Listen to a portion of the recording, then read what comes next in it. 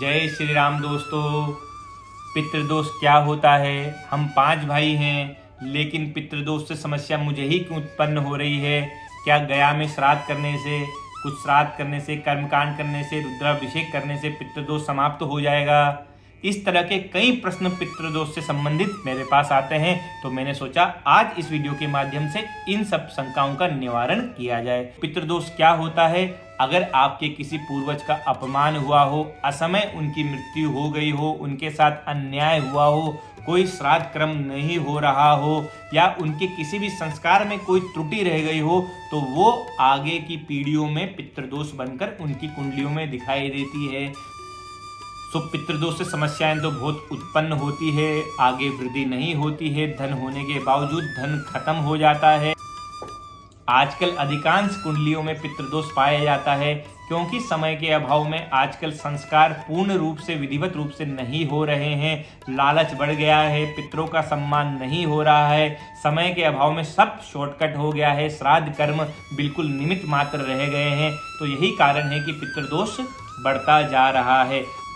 अब आता है कि 5 भाई हैं, मुझे ही क्यों समस्या हो रही है पितृदोष को? मेरे भाइयों को तो कुछ नहीं हो रहा है। तो दोस्तों, सबसे पहले पितृ उन्हीं से लालसा रखते हैं जो कैपेबल होता है। सर्वप्रथम वो कैपेबल होना चाहिए, या फिर वो पितरों का बहुत लाडला हो, जिनसे पितरों को बहुत उम्मीद है कि यही इस चीज़ का निवारण कर सकता है, हमें मोक्ष, हमें मुक्ति यही प्रदान कर सकता है, उसी को परेशानी हो सकती है। क्योंकि दोस्तों, मैं भी उसी के पास जाऊंगा जब मुझे लगेगा यही इंसान है जो मुझे कुछ दे सकता है। तो जिससे जिसको उम्मीद होती है वही उसके पास जाता है, इसलिए पितृ भी उसी को परेशान करते हैं, या पितृदोष भी उसको लगता है जिससे उसको उम्मीद होती है, या वो कैपेबल होता है, या सबसे बड़ा कारण आजकल ये देखा गया है, उसने उन पितरों की कोई ना कोई चीज उसके पास हो, या उसने उसको प्राप्त किया हो। अधिकांश तौर पर ये देखा गया है, अगर आपने उनकी वस्तुओं का भोग किया हो तो पितृदोष भी आपको लगता है। जैसे अगर आप उनके धन का उपभोग कर रहे हैं, लेकिन आप पितरों के लिए कुछ नहीं कर रहे हैं, तो पितृदोष आपको लगेगा।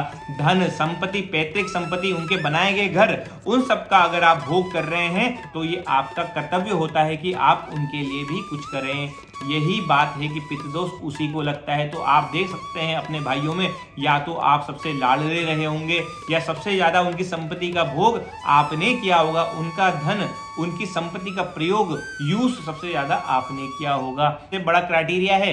तो आप देख सकते हैं कि आप में से किसने ज्यादा उस संपत्ति का भोग किया हो।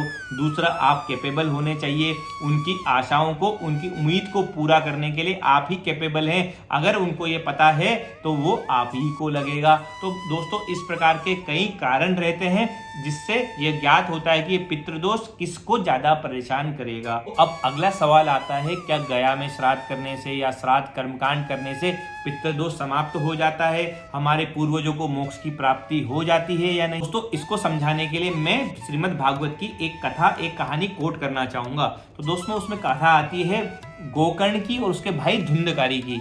धुंधकारी मरने के बाद प्रेत योनि में चला गया, तो उसके भाई गोकर्ण ने उसको मोक्ष दिलाने के लिए काफी श्राद्ध कर्मकांड किए।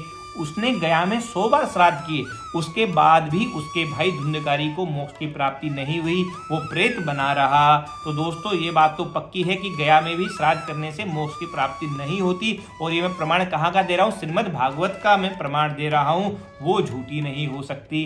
तो दोस्तों, अब इसका उपाय क्या है, उस पर हम चर्चा अब करेंगे। दोस्तों, 2 तरह के मनुष्य होते हैं, एक सरल स्वभाव के, सहज स्वभाव के, और दूसरे अड़ियल और ढीठ स्वभाव के। मरने से पहले भी वो होते हैं और मरने के बाद भी। अब मरने के बाद से मेरा क्या तात्पर्य है? मरने के बाद तो आत्मा चली जाती है, शरीर जल जाता है।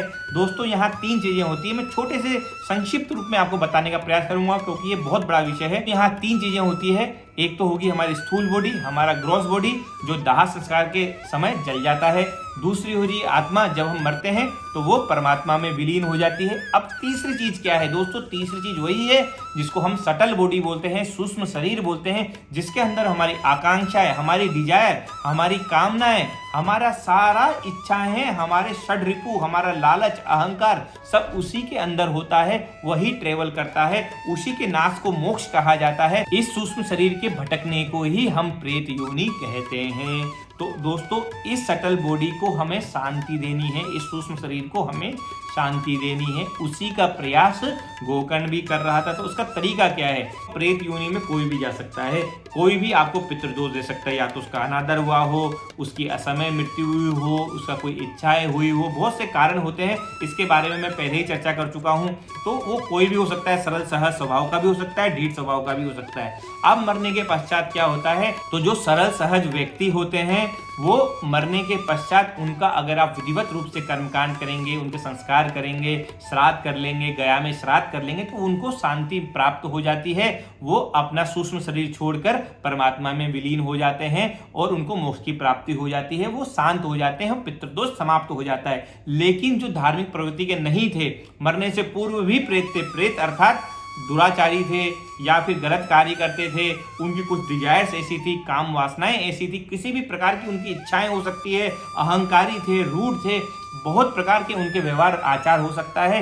वो लोग समझ ही नहीं रहे हैं कर्मकांड की भाषा। आप उनको, उनका अहंकार इतना बड़ा हो गया है, आप कितने श्राद्ध कराएंगे, कितने गया में जाएंगे, उनको उसका फल प्राप्त नहीं होगा। तो अब ऐसे लोगों को कैसे शांति प्राप्त हो, कैसे प्रेत योनि से इनको मोक्ष की प्राप्ति हो? ये लोग भटक कर खुद तो परेशान होते ही हैं और आगे आने वाली पीढ़ियों को भी परेशानी देते हैं। दोस्तों इसके कई मार्ग हैं, बहुत से मार्ग बहुत सारे प्रदेशों में प्रचलित हैं। लोग वही जो मैं आपको पिछले वीडियो मैंने आपको बताया, सिद्ध पुरुष द्वारा उनको पता चलता है, वो उनको स्थापित कर देते हैं, उनकी मूर्ति स्थापित कर देते हैं और समय समय पर उनकी पूजा अर्चनाएं करते रहते हैं। एक मार्ग ये भी है, आप उनको कुछ ना कुछ वो रूप में कोई बलि मांग लेता है, कभी कोई किसी न किसी रूप में वो अपनी इच्छाएं व्यक्त करते रहते हैं, लोग उनको देते रहते हैं।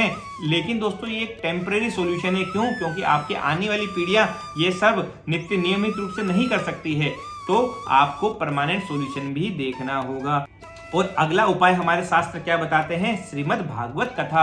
अगर आपके घर में भयंकर से भयंकर पितृदोष है या कोई प्रेत योनि में भटक रहा है, अगर आपके घर में श्रीमद् भागवत कथा होती है, विधिवत रूप से अगर आपके श्रीमद् भागवत कथा होती है, दोस्तों ध्यान रखना, जब भी श्रीमद् भागवत कथा होगी आपके मार्ग में बाधाएं बहुत आएगी। अगर बहुत भयंकर पितृदोष होगा और किसी दुराचारी का पितृदोष होगा तो आपके घर में बाधाएं बहुत आएगी, कलेश बहुत होगा, लड़ाई झगड़े दुर्घटनाएं कुछ भी हो सकता है।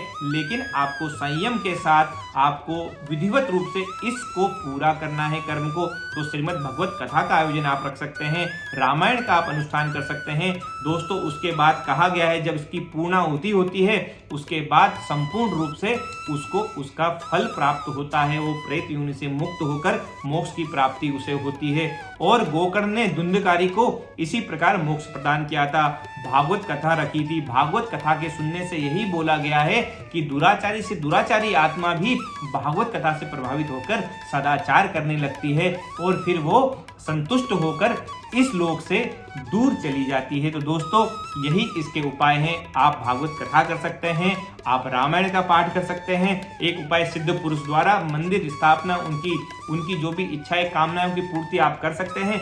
लेकिन ये टेम्पररी उपाय है, बहुत से प्रदेशों में यही चल रहा है, लेकिन आगे आने वाली पीढ़ियां ये पालन नहीं कर सकती। इसलिए मैं आपको बता रहा हूं कि भागवत और रामायण का अनुष्ठान करिए, आनंदित रहिए, मस्त रहिए, स्वस्थ रहिए। आशा करता हूं आपको संपूर्ण प्रश्नों का उत्तर मिला होगा। मिलता हूं आपको अगली वीडियो में। जय श्री राम।